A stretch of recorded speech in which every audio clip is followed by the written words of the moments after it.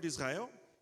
Então disse ele: eu não tenho perturbado a Israel, mas tu e a tua casa, porque deixastes os mandamentos do Senhor e seguistes os Baalins. Agora, pois, envia, ajunta a mim todo Israel no monte Carmelo, como também 450 profetas de Baal e 400 profetas de Azerá, que comem da mesa de Jezabel.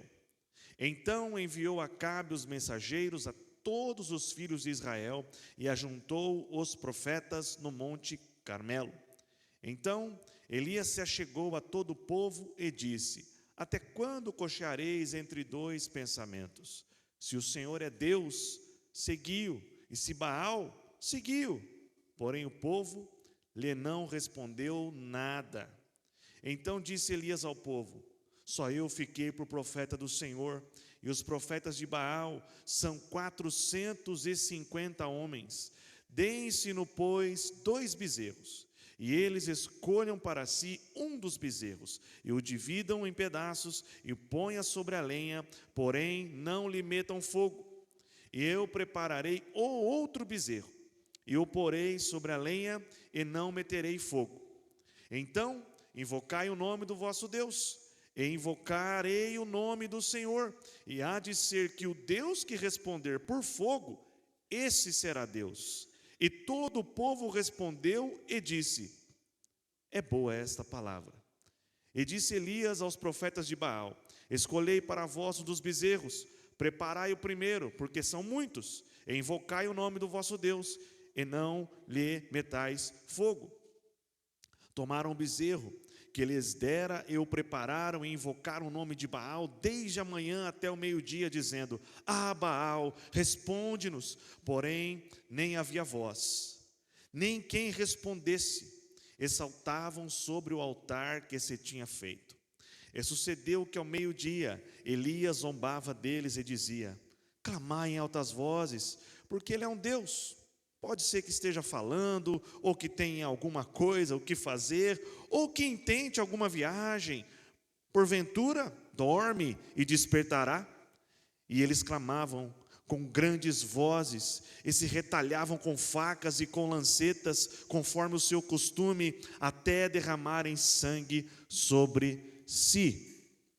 E sucedeu que, passando o meio-dia, profetizaram eles, até que a oferta de manjares se oferecesse, porém não houve voz, nem resposta, nem atenção alguma.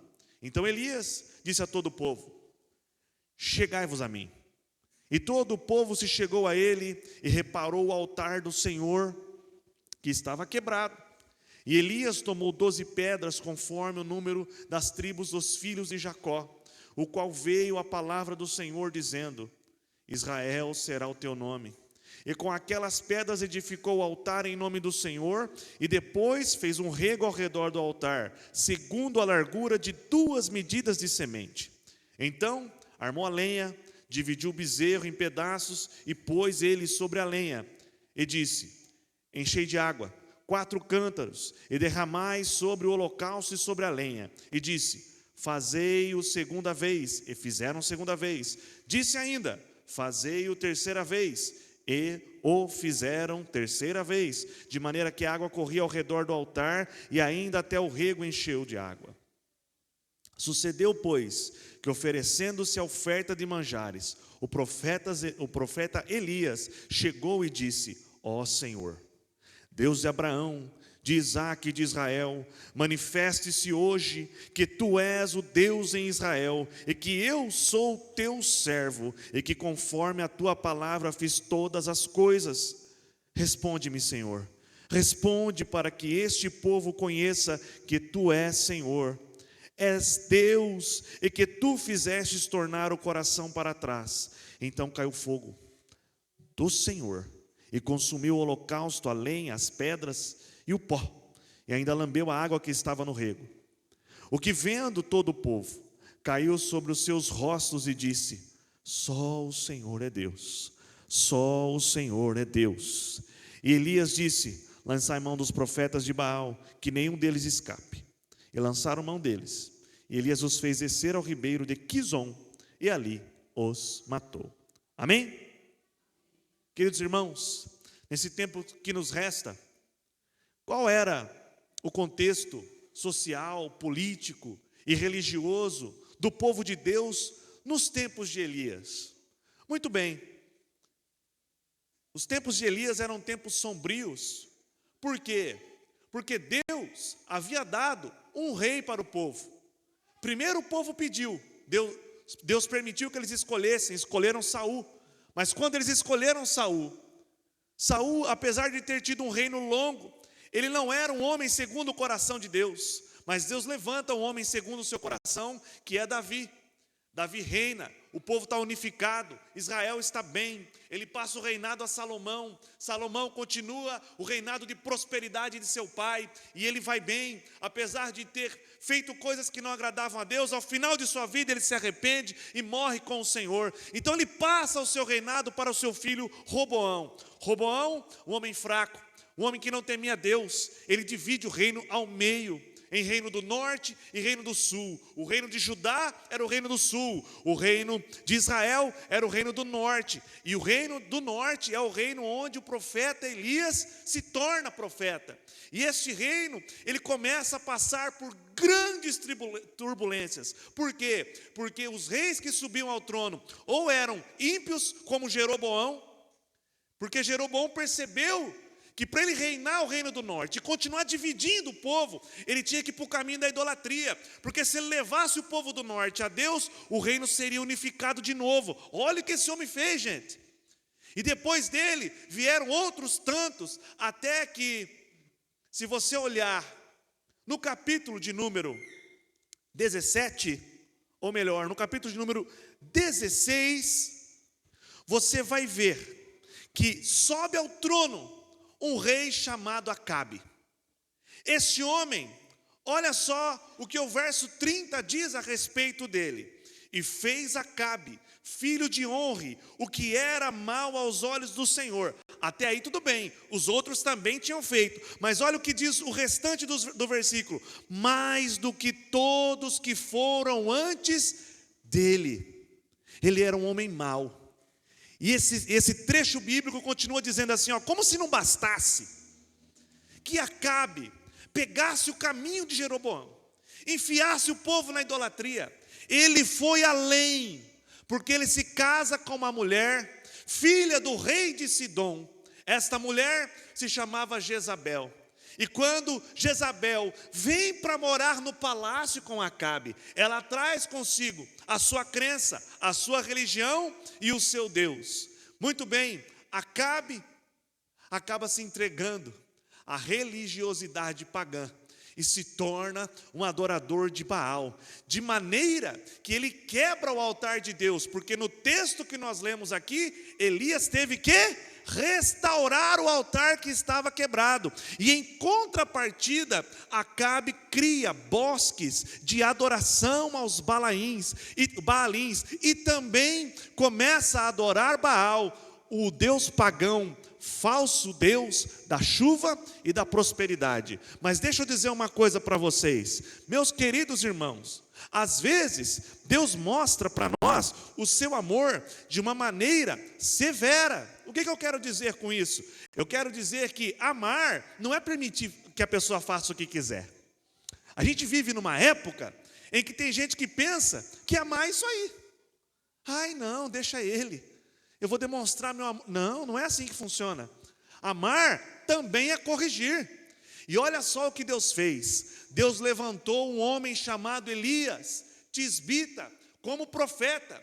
E Elias chega até Acabe, um homem ímpio, totalmente desviado de Deus, levando uma nação inteira para o inferno.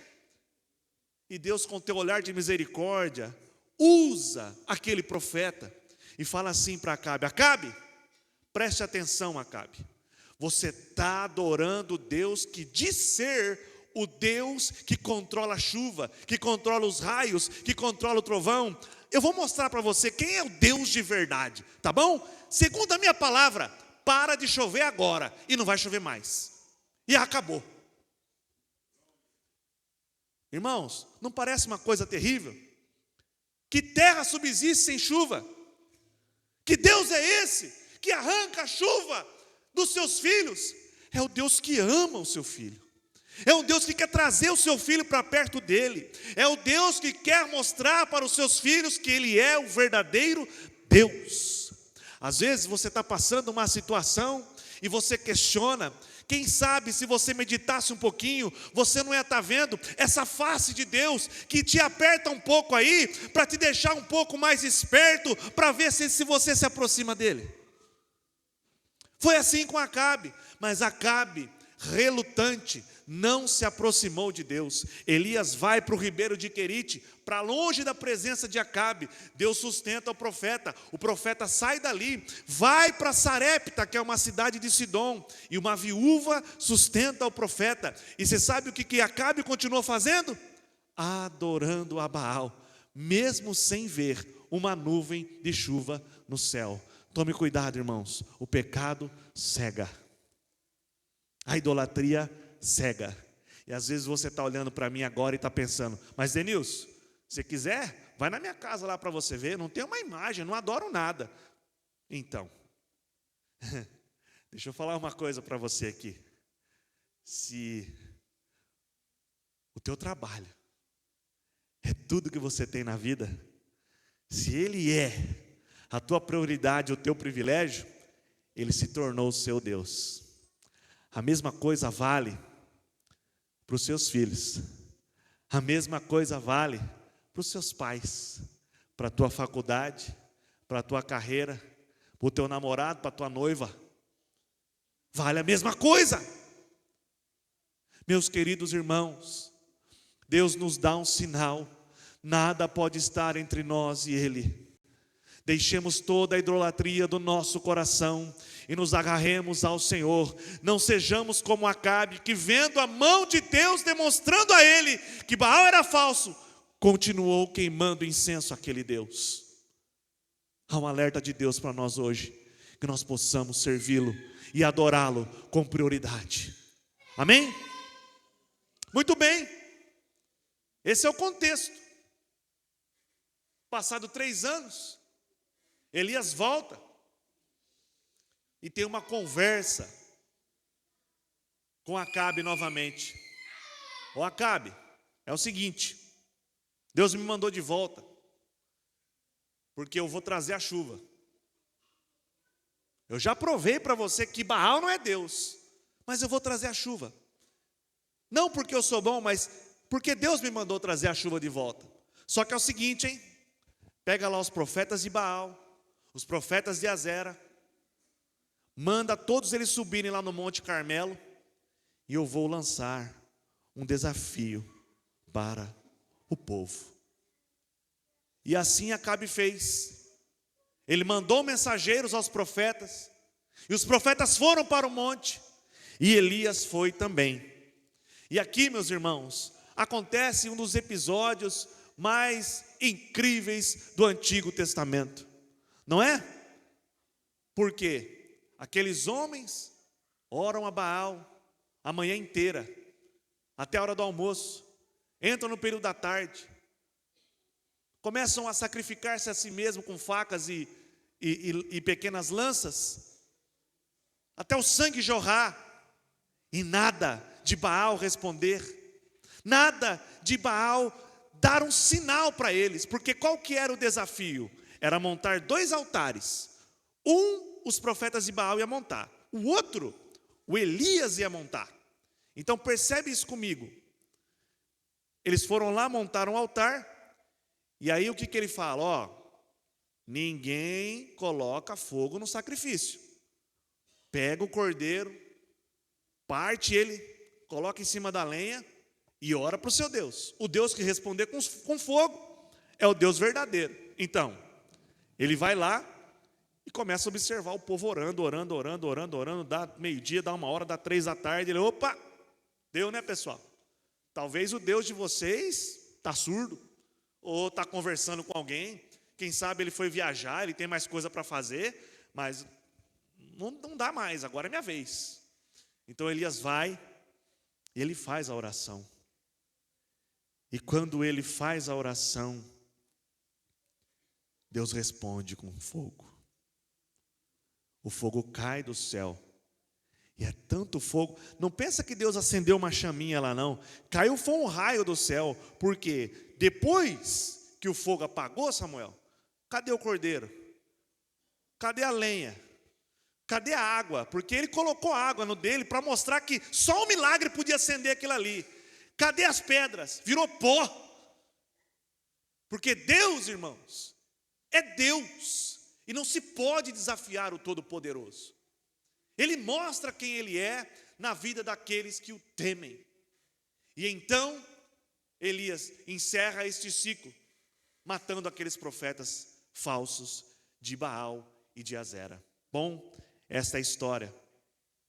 Meus irmãos, eu quero trazer aqui hoje uma mensagem em cima deste texto, em cima desta história, porque eu quero convencer, não por minhas palavras, mas pela força do poder de Deus e do Espírito e da sua palavra, a que você saia dessa indecisão que você vive. Este povo estava vivendo em indecisão. Percebam comigo no versículo de número 21, olha o que Elias fala para eles. Elias se chegou a todo o povo e disse: até quando cocheareis entre dois pensamentos? Sabe o que é cochear entre dois pensamentos? É oscilar entre dois pensamentos. O que eu quero dizer com isso? Quando era conveniente, o povo ia lá e pedia para Baal. Aí quando a coisa apertava, o povo voltava e pedia para Deus. Eles ficavam cocheando em dois pensamentos, uma hora de um jeito, uma hora do outro.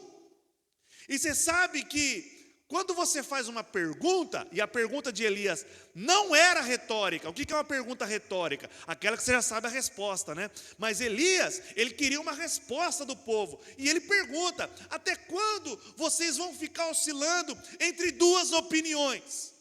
E olha a resposta do povo. Ele vai falando assim, ó: se Deus é Deus, segue. Se Baal, segue Baal. Mas olha a resposta do povo. Porém, o povo lhe não respondeu nada, porque estavam indecisos. Eles não, olha, a doença idolátrica daquele povo era tão pesada que eles não eram capazes de discernir entre um falso e o verdadeiro Deus. Eles ficaram em silêncio. Hoje em dia não está muito diferente. Se a gente andar por aí, você vai perceber que a mesma pessoa que fala que serve a Deus, também dá uma lida no horóscopo ali para saber como é que vai ser o dia dele, certo? A mesma pessoa que fala que adora ao Senhor, também faz uma simpatia porque está com quebrante, e por aí vai. Está oscilando entre dois pensamentos. A mesma pessoa que entra aqui nesta igreja, cultua a Deus, na segunda-feira vive como se fosse um ateu, e se Deus não existisse. Há um cochear de pensamento na nossa geração. Existe uma ilustração que diz que de um lado de um determinado muro, um muro muito grande, estava Deus, os anjos e seus fiéis seguidores. Do outro lado está o diabo, os demônios e aqueles perdidos que estão com ele. Perceba, é uma ilustração. E em cima desse muro está um homem indeciso, sem saber para que lado vai. E então, os servos de Deus que estão desse lado do muro começam a gritar com ele: ei, Jesus te ama, Ele morreu para salvar a sua vida, sai daí, rapaz, vem para cá, tem salvação para você, tem vida abundante para você aqui. E aquele homem não se decidia, ele não saía do lugar. Só que ele olhou para o outro lado, o diabo, os demônios e seus seguidores estavam em silêncio, nada dizia. E aquilo intrigou aquele homem, de maneira que ele dá um grito: ei, o pessoal lá está me chamando desesperadamente, você está quieto aí por quê? O diabo olha para ele e fala: é porque o muro é meu. Se você está aí, você já está do meu lado. Entendem isso, irmãos? O próprio Jesus, Ele deixou bem claro, não existe meio termo no Evangelho. O Evangelho nos apresenta só 2 caminhos, não tem 3, não tem 4, são só 2, o estreito e o largo.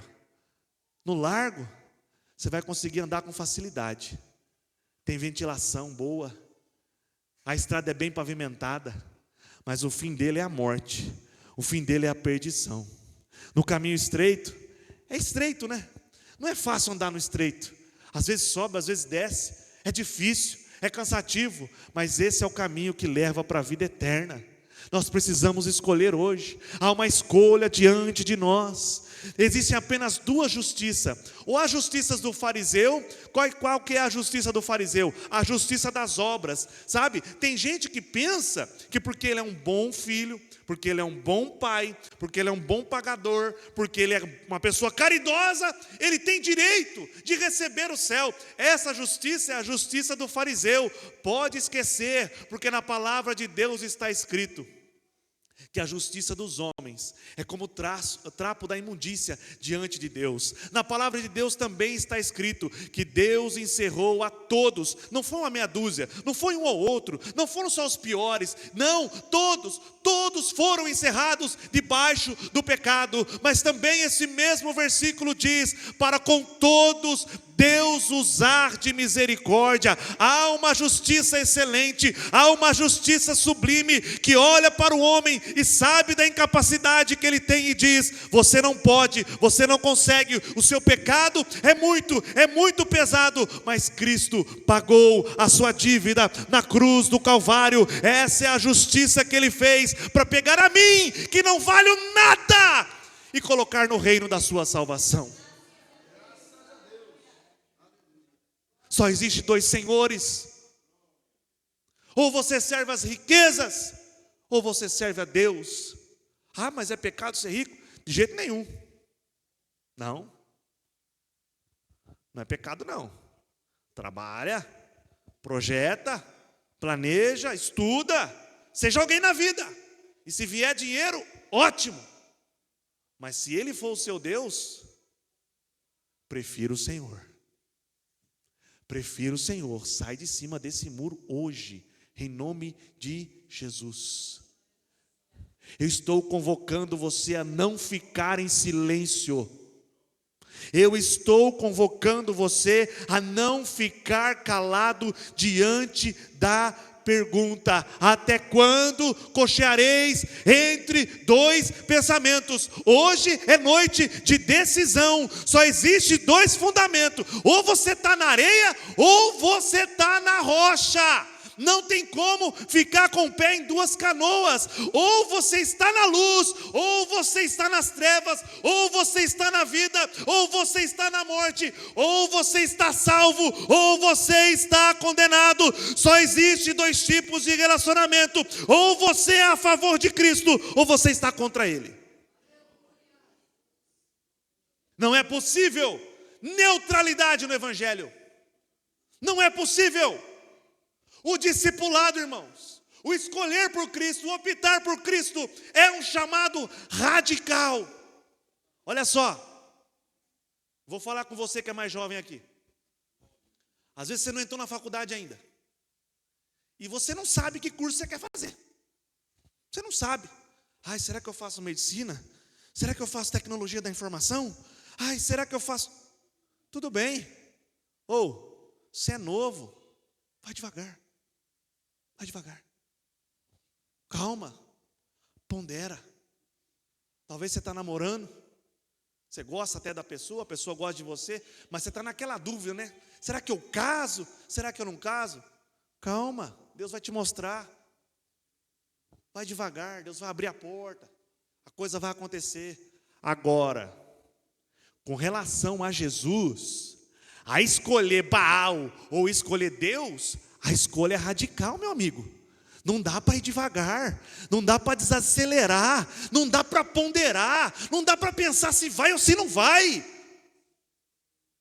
Ser crente não é melhorar como ser humano, não, é ser transformado como ser humano, é nascer de novo, é se tornar uma nova criatura na presença de Deus, e não dá para fazer isso se for mais ou menos acreditando no que Deus pode fazer. Deus não quer reformar a sua casa, Ele quer destruir ela e construir uma nova.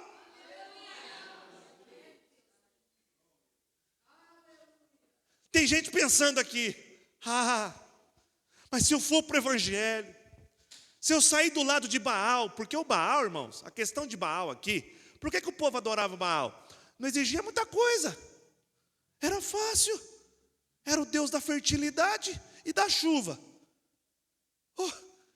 Incentivava a questão do sexo à vontade, para a fertilidade, e abençoava a terra com chuva. O povo não queria mais nada, era fácil. Não é? Então tem gente que olha, essa palavra aqui é a palavra que Deus me deu, irmãos. Depois você vai brigar com ele aí. Comigo não. Então o povo olhava e pensava, rapaz, mas se eu for para o lado de Deus, eu vou ter que largar isso, eu vou ter que largar aquilo outro, eu vou ter que andar com fulano e com Beltrano e parar de andar com cicrano. Eu vou ter que fazer assim na escola em vez de fazer assado. Eu vou deixar de ser Meu irmão, o Evangelho não é deixar, não é perder algumas coisas. O Evangelho é morrer para si mesmo. É esse o nível de decisão que Deus espera de nós. E você olha para mim e fala, mas por que Deus espera tanto de mim? Porque Ele fez tudo isso por você. Porque Deus amou o mundo de tal maneira que deu o seu Filho unigênito, para que todo aquele que nele crê não pereça, mas tenha a vida eterna. Você pode ter uma vida espetacular aqui na terra, mas se o final dela for sem Jesus, você morrerá eternamente. Agora você pode ter até uma vida mais simples, você pode até abrir mão de tudo, mas ao final dessa vida, se você estiver com Cristo, herdará a vida eterna. Então escolha hoje que lado você vai ficar, de Baal ou de Deus. C.S. Lewis, um grande escritor cristão, ele cunhou a frase dizendo: se você está à procura de uma religião que te deixe confortável, definitivamente eu não lhe aconselharia o cristianismo. Porque aqui, nesse ambiente, nessa família, é o lugar que Deus vai confrontar a gente. É o lugar que Deus vai chamar a gente para um compromisso mais sério. É o lugar que Deus vai chamar a gente para a verdade. Olha só, o símbolo do cristianismo não é um sofá, não é uma cama king size, é uma cruz. É uma cruz. Foi lá que Ele morreu. Foi aquilo ali que Ele carregou. Foi onde Ele foi pregado. Aquele madeiro cruento recebeu o sangue quente que pulsava nas suas veias. Aquele lugar ali é um lugar de morte. E Ele faz uma recomendação que eu quero fazer para você hoje. Se alguém quiser, é obrigado não, viu? Evangelho, ele nos é entregue de graça, mas não foi de graça que essa coisa toda foi conquistada, não. Então é quem quiser. Se alguém quiser vir após mim, negue-se a si mesmo, tome a sua cruz. Não é seu colchonete, é a sua cruz, e siga-me. Hoje é um dia de decidir. Hoje é dia de decisão. Deus nos convoca a deixar de cochear entre os pensamentos, porque Ele nos ama, Ele tem um plano para nós. O que Ele tem para nós é alto, é sublime, é maravilhoso. Aleluia! Porque esse Deus é bom. A segunda coisa que eu quero trazer aqui com base nesse texto, a primeira delas é que você deixe de considerar ser neutro no reino de Deus. Não dá para ser neutro. Não dá para ser agente duplo no reino de Deus. Não tem como. Eu trabalho numa área de tecnologia em que muita gente trabalha em casa. Sabe o que o espertão faz? Ele arruma um emprego aqui, arruma outro emprego a colar. Então, um período do dia, ele trabalha para o fulano. Outro período, ele trabalha para o ciclano. Só que o ciclano não sabe do fulano, o fulano não sabe do ciclano. E aí ele vai ganhando 2 salários. Todos que eu vi fazer isso na minha profissão, uma hora a casa caiu, uma hora um patrão descobriu que ele estava trabalhando para o outro. Marcou a reunião, ele não pôde participar. O cara perdeu hora porque ficou trabalhando à noite para o outro. Uma hora dá errado. Não dá para servir a 2 senhores. Não dá. Aí você está olhando para a minha cara, nossa, ele já está uns 15 minutos só falando desse tópico. Muito bem. Dá para decidir? Eu vou para o outro. Decida-se. Amém? Segundo ponto. Aquele povo desenvolveu uma fé baseada em milagres e em sinais. Olha o verso 24. Então, invocai o nome do vosso Deus, e eu invocarei o nome do Senhor, e há de ser que o Deus que responder por fogo, esse será Deus. Então, Elias acaba de lançar aqui o desafio, certo? Quando ele lança o desafio, o que o povo tinha que fazer? Não, Elias, para com isso, rapaz, nós já sabemos quem que é Deus já. Que isso? O Senhor é Deus. Não precisa ficar lançando desafio para saber que Deus é Deus. Não. Olha a resposta do povo. E não era um ou outro. E todo o povo respondeu e disse: boa. Essa palavra é boa. Agora eu gostei. Agora eu curti, hein, Elias? Aí sim, vamos pegar uma disputa de deuses aqui para saber qual que é o bom. Meus irmãos, tem gente que não consegue viver uma fé se ele não vê um milagre acontecendo. Se ele não vê uma profecia sendo entregue. Eu vou perguntar para essa igreja aqui, por favor, não faz o silêncio que eles fizeram no verso 21. Responda a minha pergunta, tá? Deus faz milagre, sim ou não? Sim. Muito bem, Deus faz milagre. Ele é Deus de milagre. Deus entrega a profecia na boca do profeta, sim ou não? Sim. Deus faz tudo isso, porque Ele é Deus. Só que você não pode viver com base nisso. Não. O povo não questionou, não discordou de Elias.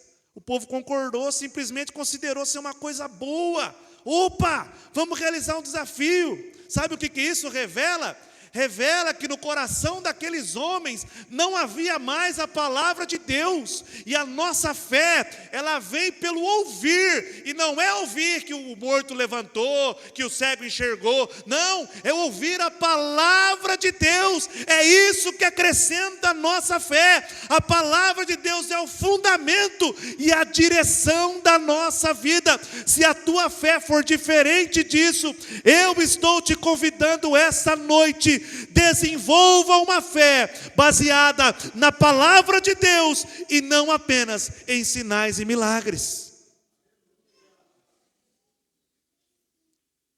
Eu quero te ajudar essa noite a desenvolver uma fé baseada na palavra, e aí eu vou encerrar, porque o nosso horário já deu. Tá bom?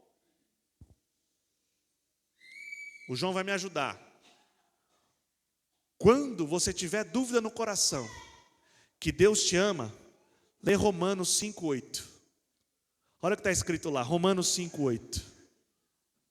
Mas Deus prova o seu amor para conosco, em que Cristo morreu por nós, sendo nós ainda pecadores. Não é o sinal, não. Olha, Deus pode prover na sua casa, tá? Deus pode fazer um rebuliço lá. Mas você precisa saber que Ele te ama, Porque Ele fez isso aí, ó. Ele deu o Filho dele, sabendo quem nós éramos, ainda pecadores. Ele provou que nos ama. Às vezes você pode pensar: ai, mas Deus não está comigo. Mateus 28:20 diz: eis que eu estou convosco. Quando? Todos os dias, até a consumação dos séculos. O Senhor está com você, igreja. Creia nisso, é palavra de Deus, não é minha, é palavra de Deus. Em algum momento você pode duvidar que você é filho de Deus, mas aí você pode ler 1 de João 3:1. Ali ele vai mostrar para você, na primeira carta de João 3:1, ele vai te mostrar que você é filho. Olha só, vede quão grande amor nos tem concedido o Pai, que fôssemos chamados de filhos de Deus. Por isso o mundo não nos conhece. Por quê? Porque o mundo também não conhece o nosso Deus. E olha só, Ele te ama, Ele está com você, Ele te tem como filho. E esse lugar aqui, ó, assim que acabar esse culto e apagar as luzes, não vai passar de um templo de 2 milhões de reais vazio e gelado de madrugada. Mas você não. Em Coríntios, no 1 de Coríntios, no 6:19, ele fala assim, ó: tá sabendo não?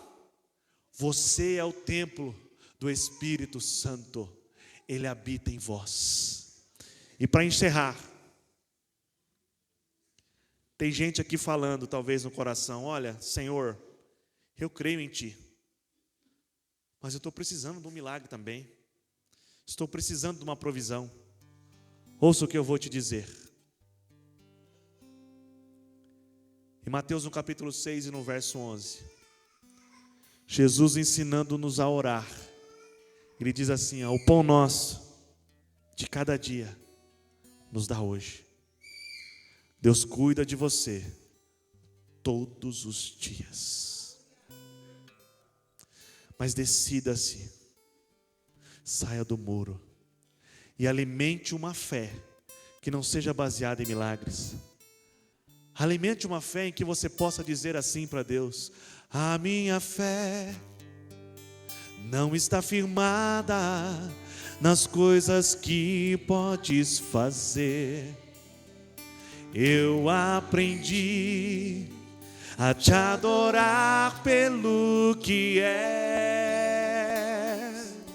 Você pode se colocar de pé para cantar comigo? Dele vem o sim, o amém, somente dele, mais ninguém.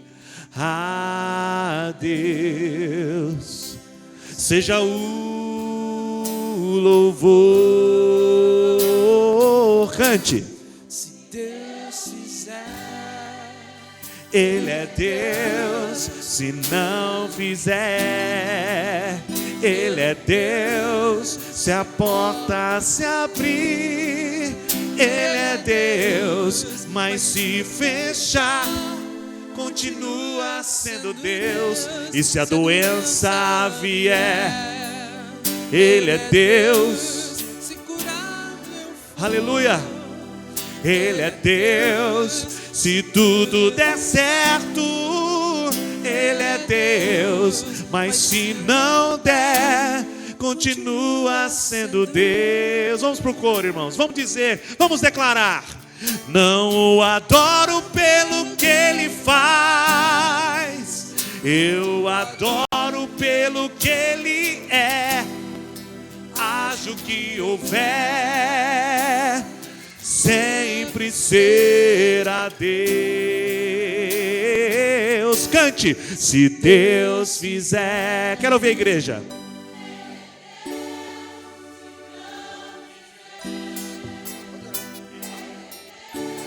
Se a porta abrir, Ele é Deus. Mas se fechar, continua sendo Deus. Se a doença vier, Ele é Deus. Se curado for, Ele é Deus. Se tudo der certo, Ele é Deus. Mas se não der, continua sendo Deus. Aleluia. Louvado é o nome do Senhor. Eu quero orar com você agora. Olha,